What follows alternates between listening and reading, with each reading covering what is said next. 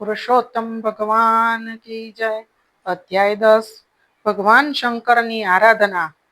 નારદે પૂછ્યું, હે નારાયણ, દુર્વાસા મુનિએ તે કન્યાને શો જવાબ આપ્યો તે અમને કહેવાની કૃપા કરો.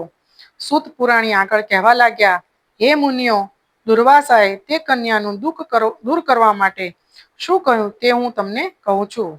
તેમણે કહ્યું, હે સુભગે, હું તને તારા દુઃખનો ઉપાય બતાવું છું.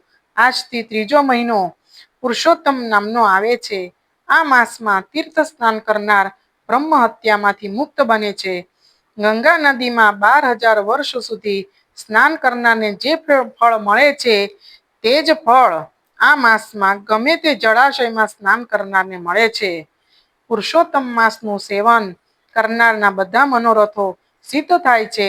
માટે તારે એ માસનું વ્રત કરવું. એક વખત હું અંબરીશ રાજા પર ક્રોધામાન થયો હતો. તેને બાળી નાખવા મેં જ્વાળા ઉત્પન્ન કરી હતી, પરંતુ તેણે ભગવાનનું સ્મરણ કર્યું.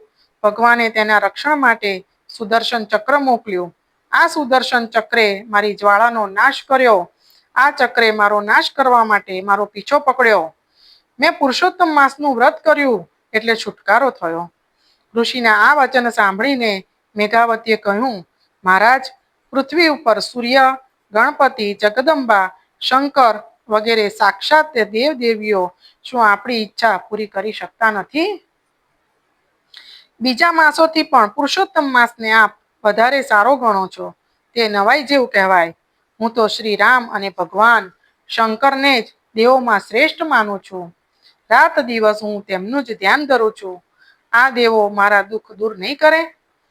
આવા મળ માસના તમે આટલા બધા વખાણ કેમ કરો છો?